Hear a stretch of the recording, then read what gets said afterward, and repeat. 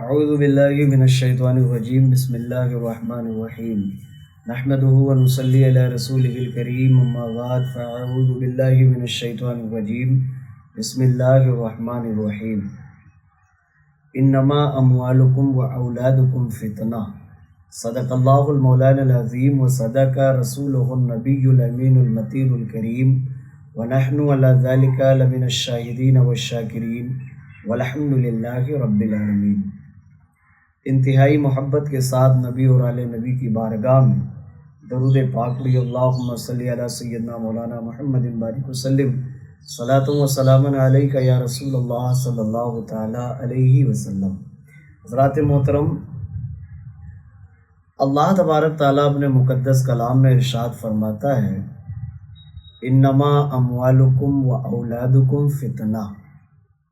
اللہ تبارک تعالیٰ نے تمہیں جو مال عطا فرمایا ہے اور اللہ نے جو تمہیں اولاد عطا فرمائی ہے، یہ دونوں حقیقت میں ایک فتنہ ہے۔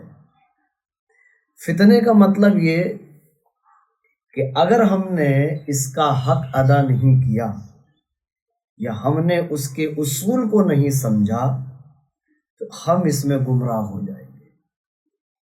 ایک چیز ہے مال، جسے اللہ تبارک تعالیٰ نے فتنہ کہا ہے، دوسری اولاد ہے جسے اللہ تبارک و تعالیٰ نے فتنہ کہا ہے۔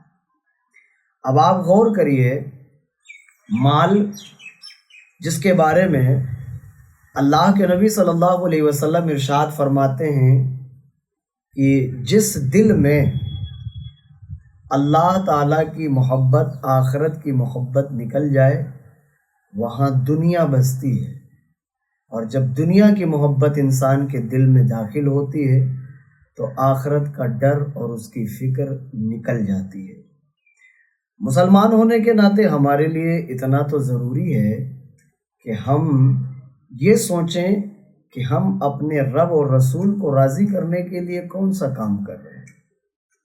میرے بھائی، تھوڑی سی توجہ سے آپ میری بات کو سنیں گے تو آپ کو سمجھ میں آئے گا۔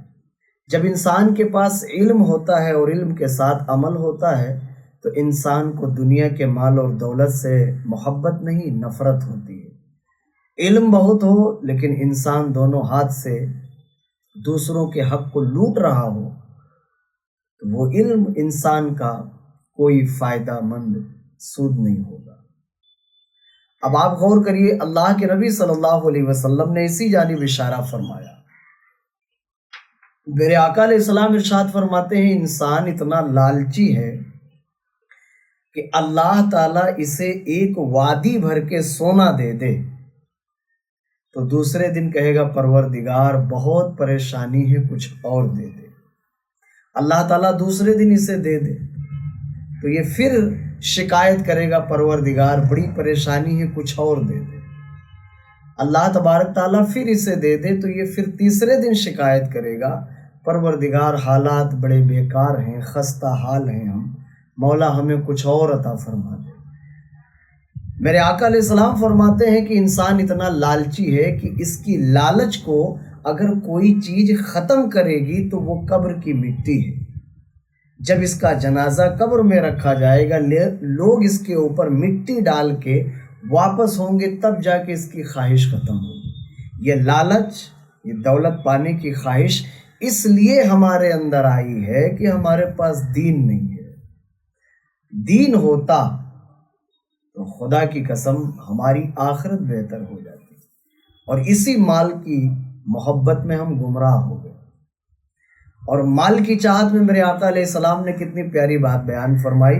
یہ لفظ ہے حضرت امام احمد بن حنبل رضی اللہ تعالیٰ عنہ کی مسند کے۔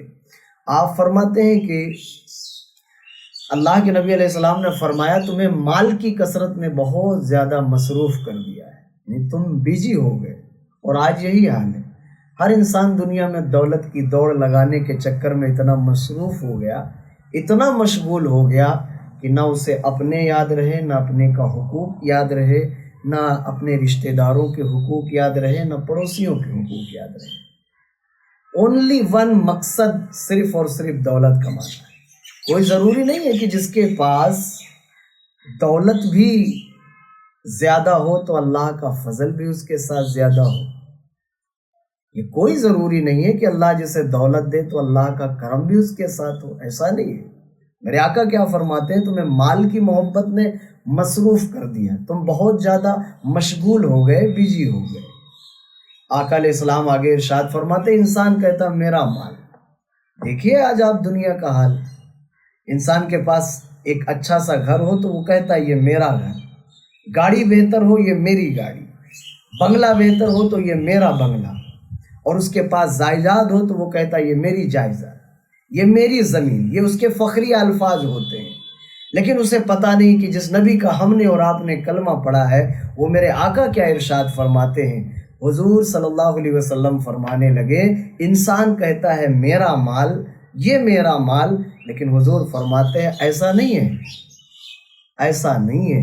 حضور فرماتے ہیں کہ تمہارا مال وہ نہیں ہے، تم نے جو کھایا وہ تو ختم ہو گیا، تم نے جو استعمال کیا پہنا وہ تو پرانا ہو گیا، اور تم نے اپنے ہاتھ سے اللہ کی رضا کے لیے، مصطفیٰ جان رحمت کے دین کی نشر و اشاعت کے لیے تم نے جو خرچ کیا وہی تو تمہارا مال باقی رہ گیا۔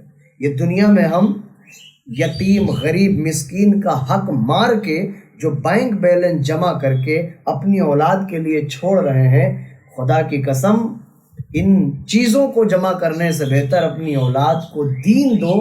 تم دنیا سے جاؤ گے، وہ اچھے عمل کرے گی تو اللہ اس کا صلہ تمہیں قبر میں بھی دے گا، اور تم نے اگر مال جمع کیا غریبوں یتیموں کا حق مار کے اور ناجائز کر کے، 2 نمبر کام کر کے جب تم نے مال جمع کیا، تم دنیا سے چلے جاؤ گے، تمہاری اولاد اس پیسے کو استعمال کرے یا عیاشی کرے یا بدکاری کرے، لیکن تمہیں قبر میں حساب دینا پڑے گا۔ نہیں، میرے آقا علیہ السلام نے واضح طور پر بیان فرما دیا۔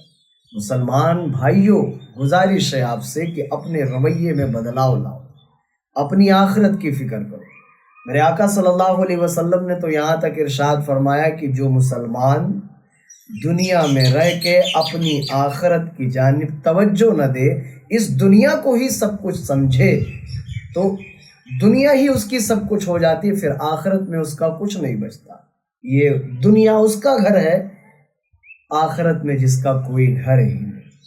اللہ کے نبی علیہ السلام فرماتے ہیں دنیا اس کا گھر ہے جس کا آخرت میں گھر ہی نہیں، اور اس کا مال ہے، اور یہ اس کا مال ہے جس کے لیے کوئی دوسرا مال نہیں۔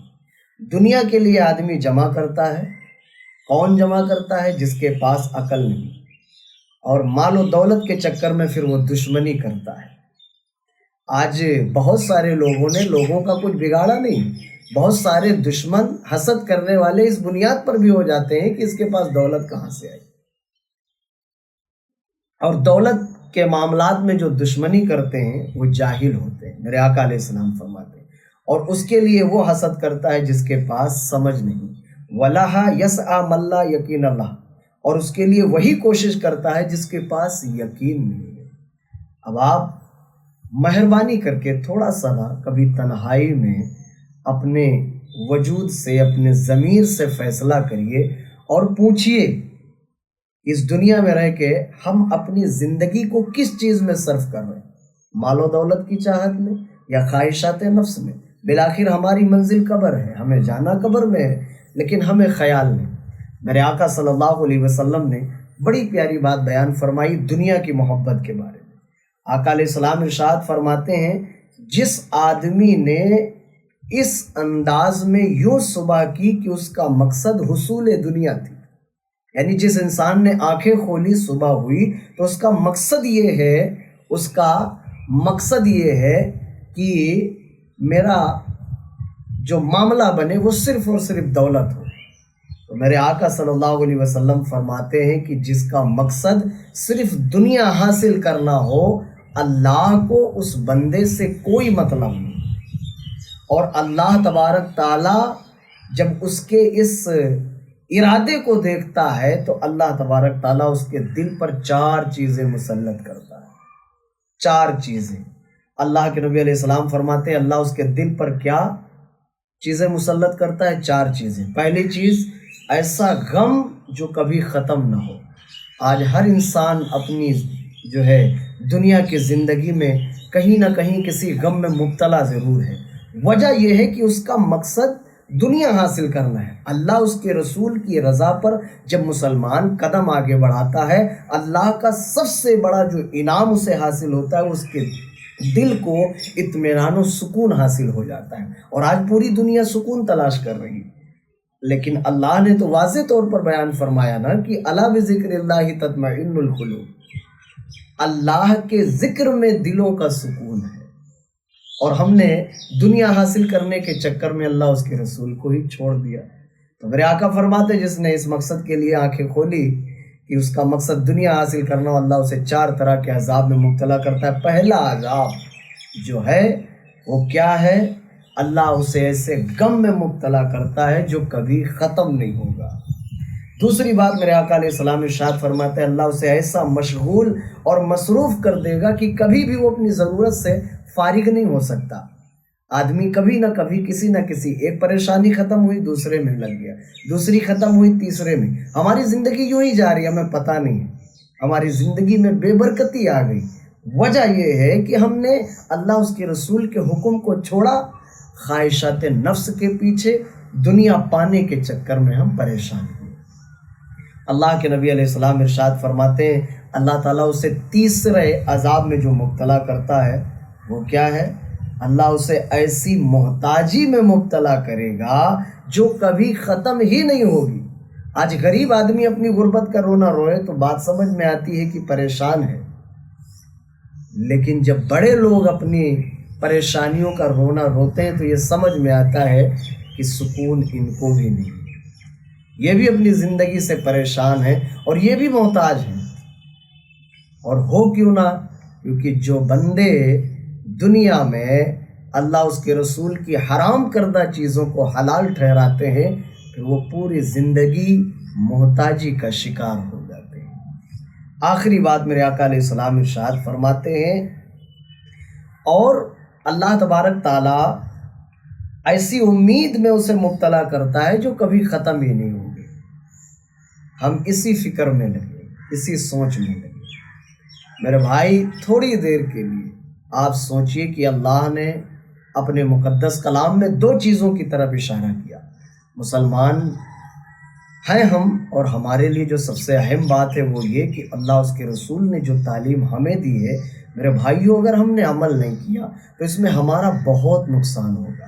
اللہ تعالیٰ نے یوں ہی نہیں بیان فرمایا کہ یہ مال، یہ اولاد، یہ دونوں تمہارے لیے فتنہ ہے۔